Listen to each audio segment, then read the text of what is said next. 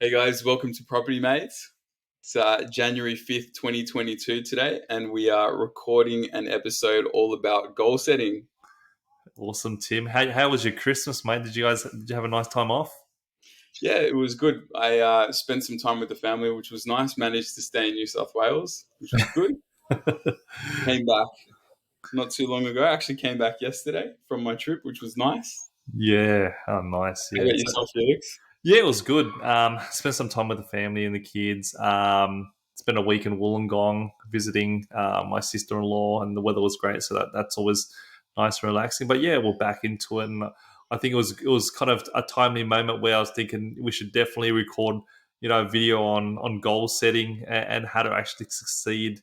Because getting into the start of the year, it's a New Year's resolution. Everyone's thinking about what they've got planned and goals they want to have in mind, whether it's a diet, let's buy a house, buy a car, or just get fit in general. And I found that in the past, and this is probably where I'd really want to kind of talk about, is that you'd have some goals set in mind, but you never kind of really achieve that to the fullness, because you never have certain measures and places set in stone that are going to allow you to keep you accountable for it. So I thought it'd be really good for us to kind of just jump in and share what we've done in the past, but also what we've got planned for the next 12 months. So yeah, man.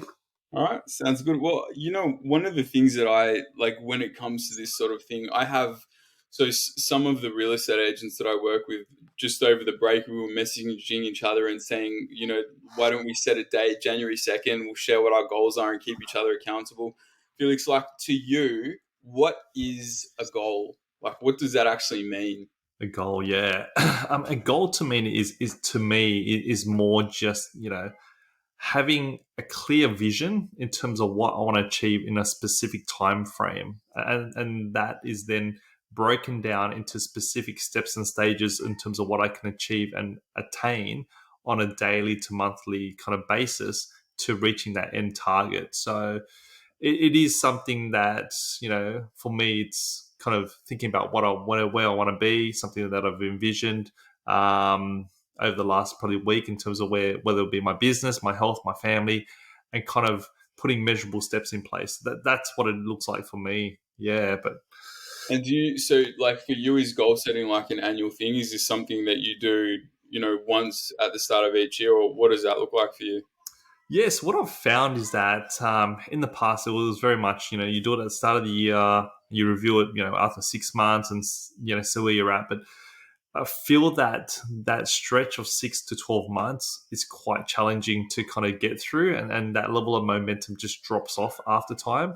So what I've found that works is working off maybe a 6 to 8 week cycle. So you might have a bigger goal for the year, and then break that down into 6 week targets.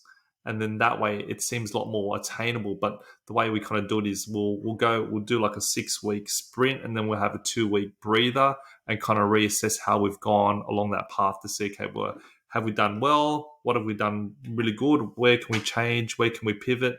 Just gives us time to reassess, but also gives us time to kind of breathe and just kind of absorb everything that we've done, as opposed to just trying to run that whole 12 months. So I found that works really well. So for the business, I might have a specific number for the year. I'll break that down into what it looks like in a month. Then I'll break it down in terms of what it looks like in a week and how many people I need to be in contact with. And then I'll kind of set my agenda, my weekly calendar around that. And that's how it typically allows me to keep myself accountable. Because if I'm not hitting those numbers, then I'll know that I'm going to start falling behind and how much I need to do in terms of catching back up. But I found that works really well, because when I do have that 2 week breather, it gives me a chance to just sit back and not feel like I've got to run out there and do more meetings. It gives me a chance to sit back and go, okay, well, what's worked really well in these 6 weeks, and where have I really made really good, contact and progress. And then if those smaller items have worked really well, then for the next 6 weeks, I focus more heavily on that and dive more deeper into that, as opposed to just doing the same thing over and over again. So for me, I found that works well. Even from a health point of view, what training exercises, where you're getting results, what's working, what's not working. But yeah, but how about yourself, man? What's worked well for you?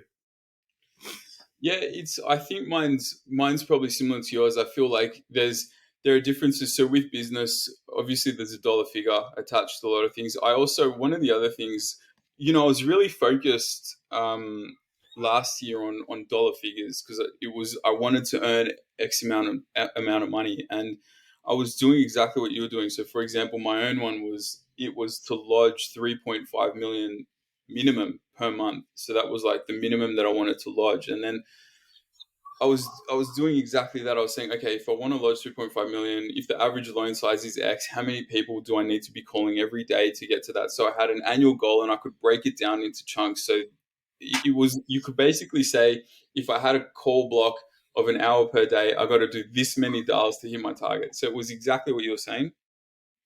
I think for me, for this year, for 2022, I wanted to change that metric around a little bit. And the two things that I wanted to focus on was, one, the number of individuals or families that I help actually purchase property. And Mm. two, the other thing that I wanted to measure instead was the conversion ratio of like a lead into someone who settles, because I want to figure out, what is it? Is there something in my dialogue, in my process? Are there leaks somewhere that are preventing people from actually converting and becoming customers?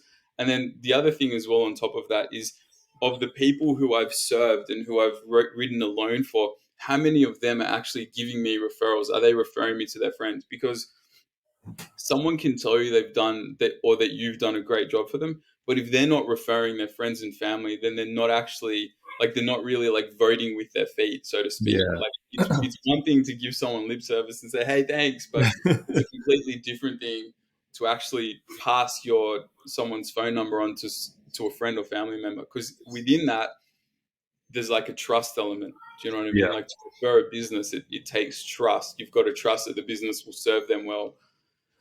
So for 2022, I wanted to change my metrics a little bit and focus on those indicators rather than just dollar figures. It's just a little bit of an experiment. It's similar things I do, with going to the gym or anything health related. I just try and experiment with different goals.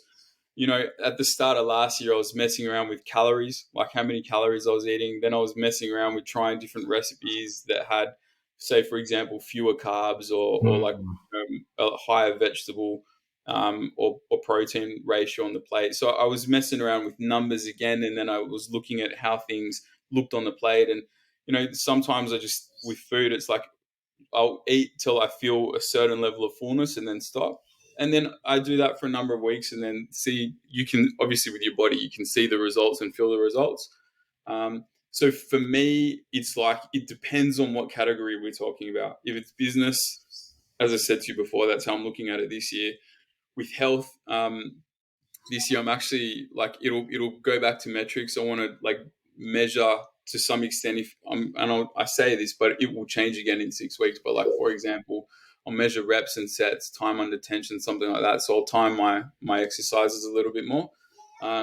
Wait 6 weeks. That's usually a cycle that I like, and then stop and assess from there and see if I've made any progress. Yeah, and that's one of the biggest things. I mean, for success in anything in life, you have to keep a journal of it, and that's what Mm, I found, is that's how you can really kind of see your progress, and then especially if you're working out, right? And one of the biggest things about people who give up, especially when they have a New Year's resolution to lose weight or go on a diet, is they'll jump to the gym, they'll smash out 1 or 2 weeks, and they mm, go, "Man, I haven't lost anything," and then they just get demotivated and they go, "All right, we'll just go back to eating whatever." But that's the thing. Not only does it take time, but it takes you looking at the paper and the metrics as opposed to looking at your appearance, because there's something obviously happening in the background. And the first few months you may not see that physically, but if you continue on that path, you're going to start seeing those results uncover, and within 2 to 3 months you're going to see body weight, body fat content coming down. It's not just your weight, but the way you physically look and your yeah, performance. You're going to see you're lifting heavier weights, or you're lasting longer with your exercises, so your endurance and your stamina is increasing. And yeah, that's, I think, succeeding like in anything that you have for goals and stuff. And I love what you've kind of got there in terms of impact, as opposed of like having a monetary figure, because I've found that impacting lives is much more important than what the dollar figure looks like, because then ultimately in the day you're just chasing the dollar figure as opposed to trying to really help. it's so elusive. it's so elusive chasing money. Like, it was just the other night I was watching this show about people who pan for gold and dig for gold in Alaska, and these people are on like this never-ending spiral of like looking, and it's like it's hard physical work, it's dangerous, there's risk involved, and it almost reminds me of, like, sometimes you go to the casino and you see people just slapping the button, and they think that the machine that they're sitting on belongs to them, and it's like the next slaps. And I feel like if you're chasing money, it's as elusive as chasing the jackpot at a poker machine.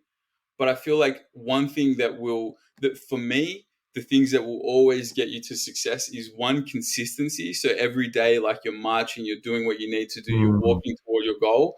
And then two, like, rather than chasing like just a hard dollar figure, chasing like what impact are you having on, or measuring rather, what impact are you having on society and on people's lives. Now, like, don't get me wrong, like, it's obviously, I think that it's important to measure money as well, and to be in control of your finances, because otherwise, like, how you gonna pay your bills? So it's not to discount that as being important. I just think that, like, if you are impacting people's lives, and if you're really delivering a good product and service, I just feel like money will flow to you anyway. So it probably becomes secondary. Yeah, and that's the thing. Like, I mean, very much in the property space. So if you're looking to purchase your home this year, what I've found working in the industry is that, once you get a loan and a mortgage, you typically have three months from a pre-approvals perspective to get Yeah. everything done. And a lot of people get out there, they're excited, and they start looking for property within the first 2 weeks, and they're just pumped and looking for stuff. And then, maybe 3 weeks after, 3 or 4 weeks, they just start getting disheartened because they can't find the right property. They're getting priced out, and they're finding that, the area that they were initially interested in just doesn't meet their budget.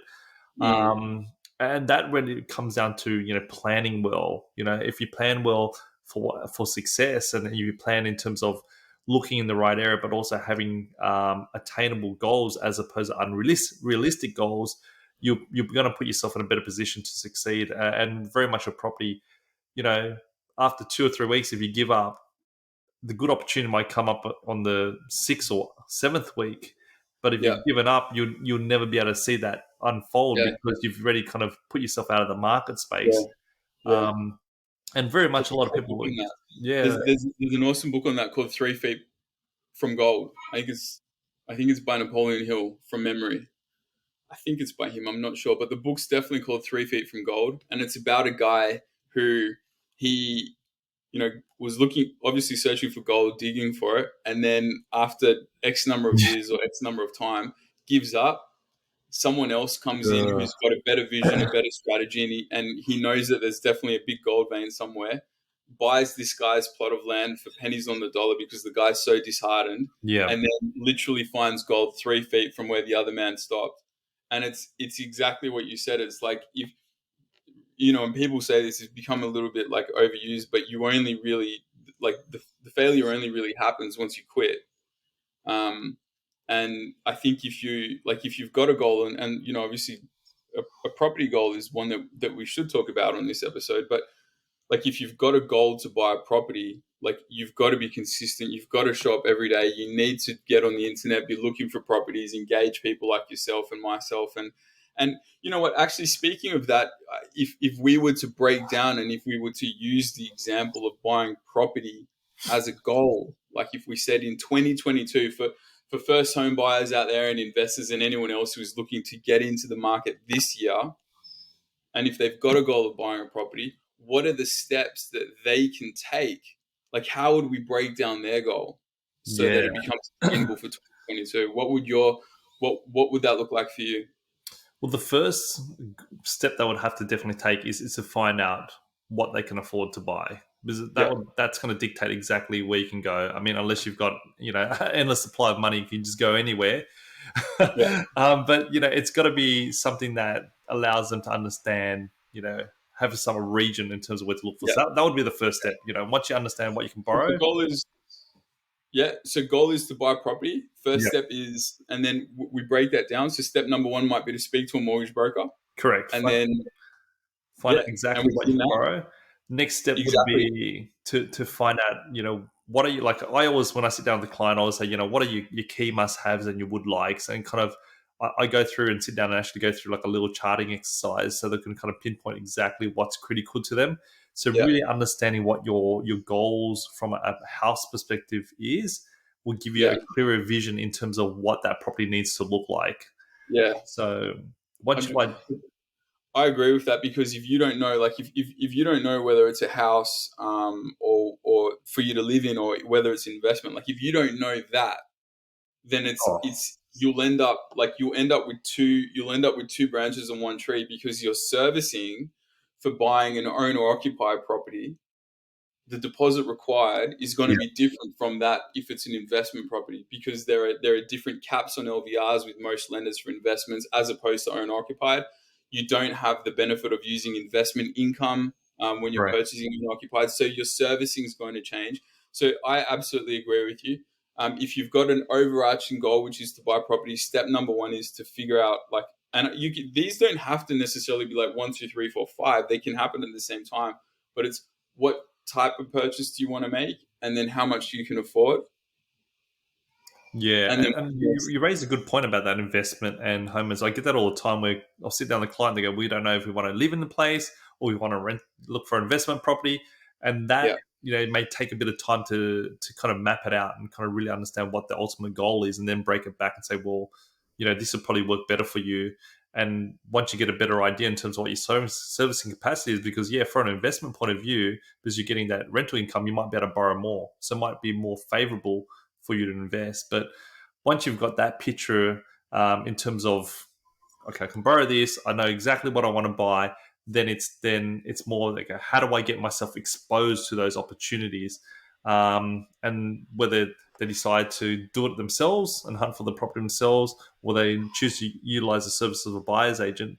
What I would say, whether if you use buyer's agent or do it yourself, the best thing is to get that level of exposure. Like what we're saying is to be out on every open home, every auction, be speaking to every agent in that specific area that you're looking at targeting and telling them of your specific brief so they know the type of property you're looking for and they can pinpoint that as well.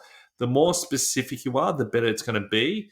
Um, I hear it all the time when people just say, "Oh, look, just looking for a house, 3 bedroom brick house," you know.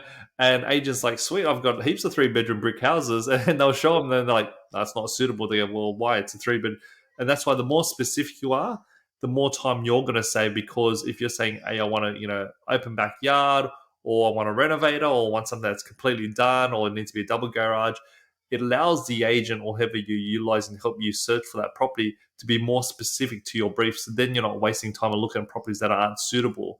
yeah, The more specific you are, the better it is. So that will be the next step that I would normally say is reach out to as many contacts in the area and do yeah. that. Look, I could not agree more because the other thing as well is like if you've got it's so exhausting looking at property. Like even looking online and just scrolling through and trawling and going through all the pictures and reading descriptions, it's a lot. Like it's a lot of incoming data and it can be quite tiring. So I just think if you don't like, if you're literally not filtering for what is actually going to be appropriate for you, you're just you will waste your time. And I reckon that for a lot of people it's demotivating. That there are a lot of things in the search for property that are demotivators. Like it's having an overabundance of supply because then you get like decision fatigue, and then it's like constantly losing at auctions as well is another thing that Mm. causes fatigue. Um, getting gazummed, deals falling through, things like finance not getting approved, anything like that. Those things can cause fatigue, which can prevent you from actually reaching that goal. So I 100% agree with you. If you don't spend time up front, being specific about what you want and where you want to end up, and in what type of property you want to end up with, then you might it will be more challenging to get to where you want to go because of all the things that can create fatigue on the way to that goal. Yeah, and look, we're still in a market where it's heavily competitive. I mean, we saw what happened in 2021, and properties literally selling within a day.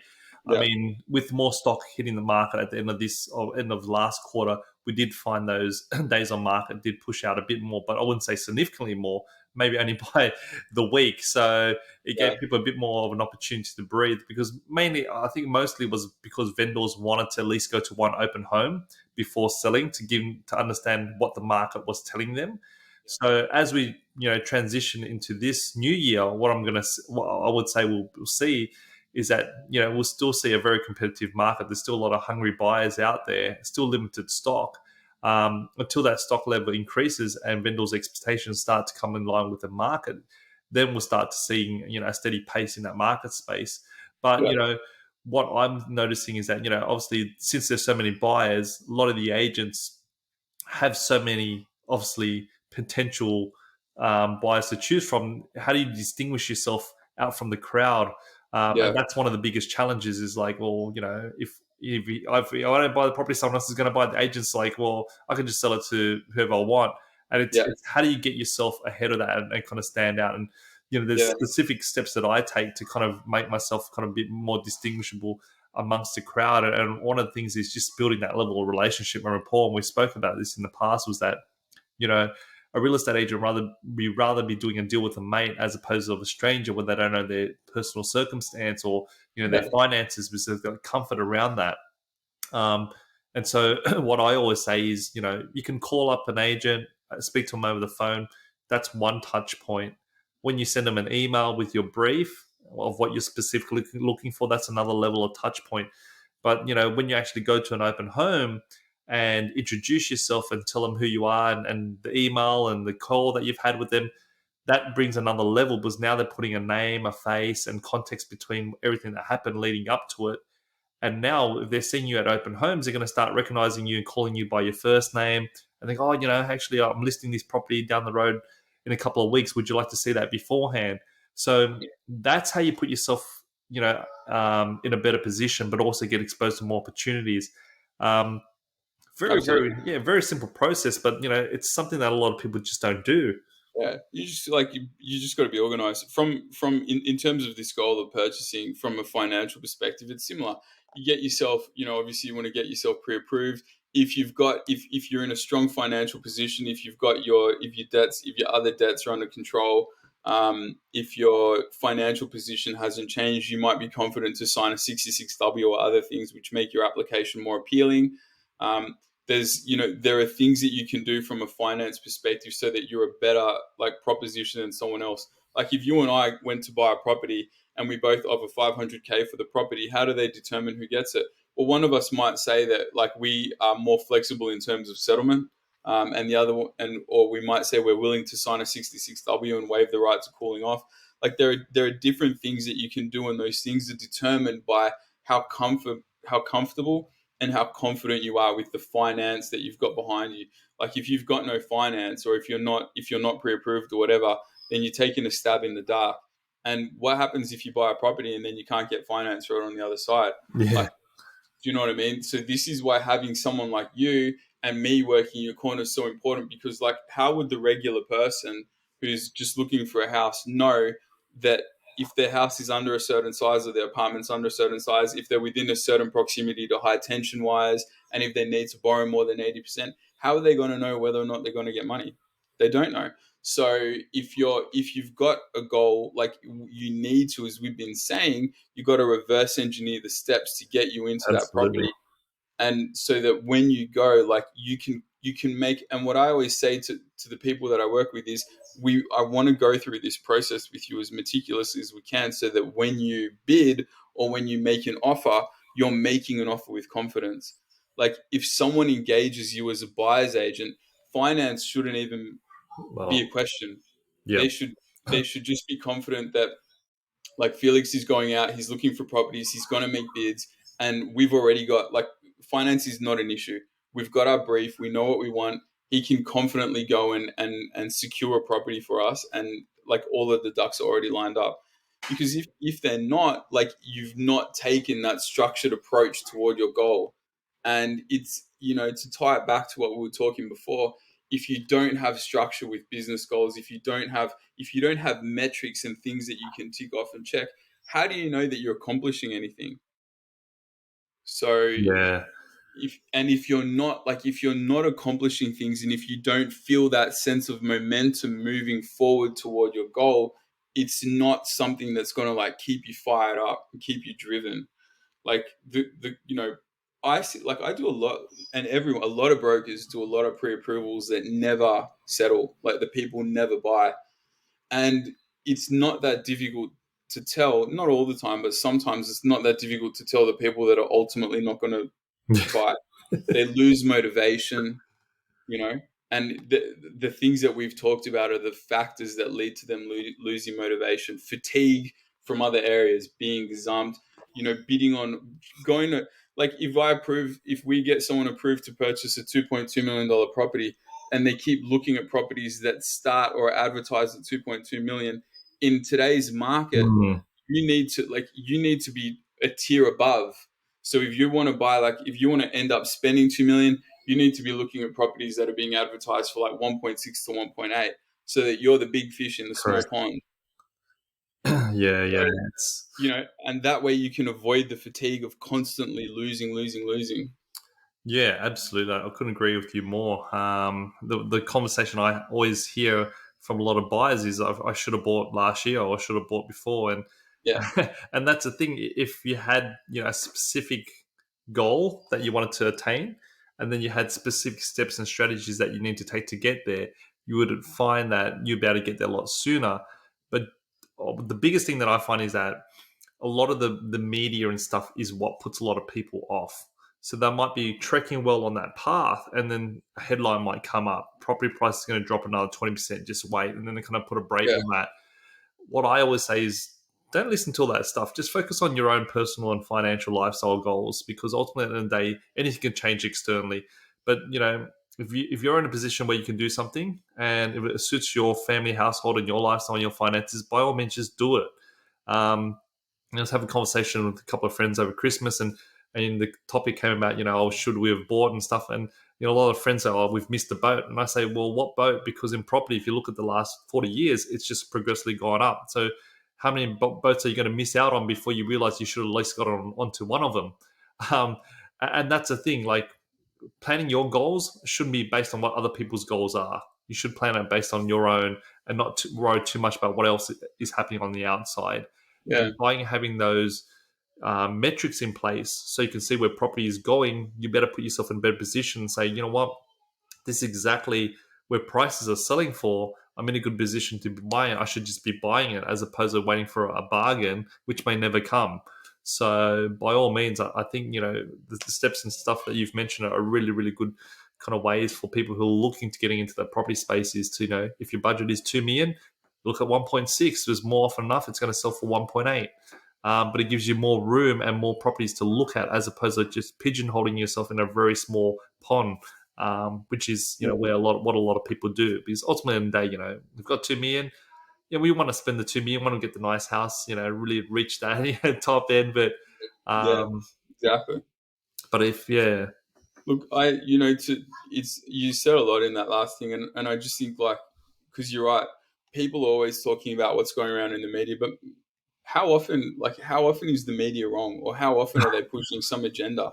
Like, I can't, it, you know, they can't even get the weather right. Like, how they're going to get something as complicated as property right? oh Like, well. people, all the banks, like, that have got unlimited budgets, the best economists, all those sorts of things.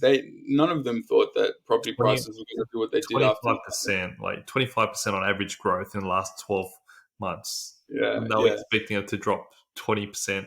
yeah. That's crazy. The So, thing is this, Felix, like, if someone, look, I definitely don't have a crystal ball, but my thought is this: if they say, like, if the banks predict property prices to rise, or if they predict property prices to fall, the question is like, why are they making that prediction in the first place? Like, what does it, you know what I mean? Like, are they doing that because it helps them in some way? Like, does it get people more interested in, taking out more debt, et cetera, et cetera? Like, are they doing it for the benefit of the consumer, or are they doing it for the yeah. benefit of themselves? So I think it's always important to just apply like a little bit of critical thinking to what's happening in the market, and to not be driven. If someone says like Bitcoin is going to rise 1,000% by the end of this year, do you buy it because they said that? Like, how would they know? Yeah. If you knew that property prices were going to rise, or that any asset class was going to rise, like, what's the benefit of telling the whole world? Because look, do you know what I'm saying? Like, yeah, you can get more people psyched up about purchasing, and then collectively we'll all push property prices up. But I just think that everyone's individual scenario is different. Not everyone is ready to buy, not everyone is ready to sell. And if you're making decisions to buy or sell based on someone else, you're going to be unsatisfied. Like, sometimes I feel bad because a lot of times people get pressured into selling their house. They go down the rabbit hole of like getting into inviting someone in to give them an appraisal and ultimately to sell. And then they recognize on the back end of that, oh, like, I've just sold and now I've got to buy back into the same market. And like your net position hasn't really changed. And I've been subjected to that myself. We were just talking previously about like a project that I'd run, and I kind of realized like I'd sold an apartment to purchase into this project at a time when property was trending upwards. Doing the project took a lot of time and effort on my part, and sometimes I think back and wonder, man, if I just held on to that apartment and let it grow, I'd probably be in the same net position without having gotten my hands dirty. So, there's value and a learning experience to be had in doing your own property development projects, but sometimes like just ignoring the noise and staying in your own lane is the best course, and you only Absolutely. really realize that after the fact. But So I think, and to tie it back to goals, like I think if you've got a goal and if you've got something that excites you, it's so important that you have like the gumption to stay that course and to walk toward that goal each and every single day, because ultimately if you're deviated by someone else's plan for you, there's no satisfaction in that. yeah, well, we were just talking earlier, and we've got some really good goals that we want to obviously share on this platform that we've got with Property Mates. And one of the biggest things that we want to do is be able to expose and give people an insight in terms of how to manufacture equity in the property space. And one of the areas that we both have really good passion in is that development space and looking for opportunities. I mean, in my space as a buyer's agent, a lot of stuff that I do is look for duplex sites, townhouse sites, and subdivisions and stuff like that. And what we want to do is through this platform over the next 12 months is actually share with everyone the processes that you need to take to actually have success in that area, because we do find that it is a very challenging space to get into, especially for people who don't have that level of experience. And this is what I do on a day-to-day basis, is actually source those sites. And Tim's got that expertise, and where he's mentioned he's actually done a townhouse project, so we can definitely share with you over this period of time what are the mistakes and what are the things to look out for, but also how to succeed really well in that and break that down from a step-by-step basis. Yeah, definitely. And look, that's a completely different thing. Like, if you've got a goal to do that, like, that's a completely different. Do you know what I mean? Like, there's a different set of things that we need to talk about for doing something. Like, purchasing to live in has its own subset of goals. Like, if your larger goal is for an owner occupied purchase, there's a subset of goals that are attached to that. Investment properties, there's a subset of goals attached to that. Duplex, again, is it's a completely different subset of goals. So it's like each one of those needs to be like really carefully thought through.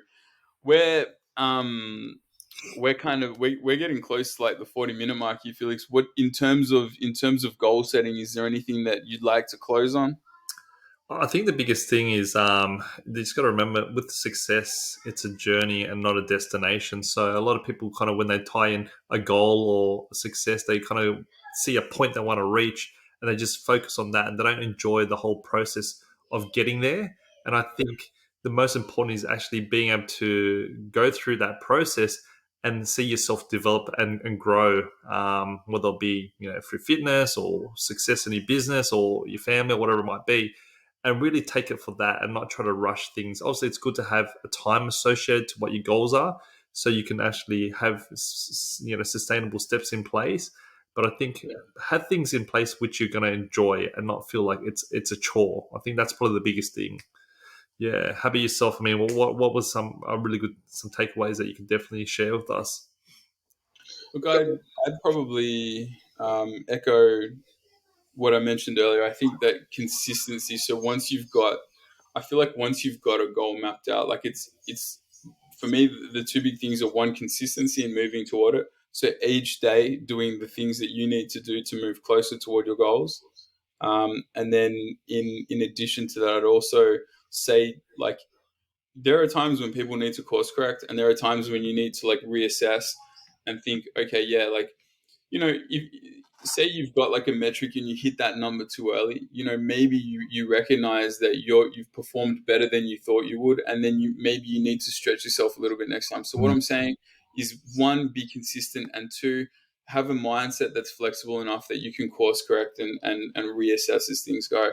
It's the same even with purchasing property. Like a lot of people are surprised by what they can do. They're surprised by the results of purchasing and how it can change their life. I mean, like, we've seen even just last year, like how many people have made hundreds of thousands of dollars just by owning a property. Like and it's not a guarantee by any means, but certainly if one of your goals is to build wealth and create wealth, like having a goal to use property as a vehicle toward that it's a good one to have, because it's a great asset class to work with.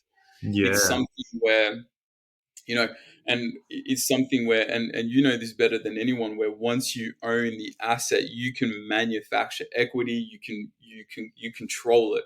It's not something where, I got nothing against investing in stocks, but like if you invest money into the stock market, someone else is in control. Like someone else is running that business, other people are buying those products and services. Whereas when you own real estate, you've got control. You can determine what you want to build, obviously within the parameters of like the local council areas, etc. But like you can determine and you can manufacture and add value. So I think if you've got a goal to build wealth and you decide that using property is the vehicle that you want to do to get there, the things that we've talked about, working backwards, getting in touch with a buyer's agent, getting in touch with a mortgage broker, looking at your savings patterns, thinking about the debts that you currently have, and getting all your ducks lined up. Those are great. It's a great little subset that we've discussed today for someone to get into a position to purchase. yeah, and like if you're looking to build wealth through property, this is the perfect platform, because Tim and I are going to be definitely diving much deeper into specific areas and topics in terms of how to go about that and strategies that we've used not only for ourselves but our clients. How to go down that path of whether you want to build a portfolio or whether you just want to manufacture wealth to pay off your mortgage or build developments. That's exactly what we're going to be diving into over the course of the next 12 months, and really break down each stage in more systematic approaches so that you can follow along. We'll hop out to a couple of sites as well and share those as well so you can see what they look like. But we're really excited. I think it's going to be a great platform for us to really share it and give that knowledge out to other people. And yeah, I think that's a really good goal for. I'm really excited for this goal. Yeah. Me too, Felix. And I think this was a good chat. I think we should probably end on that note. I feel like we've discussed a lot about goals and actionable things that people can start doing as well straight away if they have got something. Like where we've discussed fitness, we've discussed property, we've discussed health and business. If people have got, or if they're involved in those industries, or if they're looking to purchase, now is the time to start planning, Mhm. to start setting goals. Actually, I guess just before we finish, one of the other things that I thought was really sort of pertinent that you and I spoke about recently was, if you have a goal, it's the end of the year and it's coming up to the new year. Why wait till the new year? Why say I'm going to do this in the new year? If you've got something you want to do, you should start immediately Absolutely. and prove to yourself that what you want to do is valuable to you. If your goal is to lose weight, to build muscle, to build your business, if it means something to you, if you really wanted to be healthy, why wouldn't you start straight away? Why would you defer something that's healthy? That's Or right. why would you defer something, not something that's healthy? Why would you defer something that's important to you? Yeah, there's no time like now. So yeah, Yeah, absolutely, man. yeah. All right, All Felix. right, Well, cool, good to bro. chat again. Catch you again. See you soon, man. All right, bye. Bye.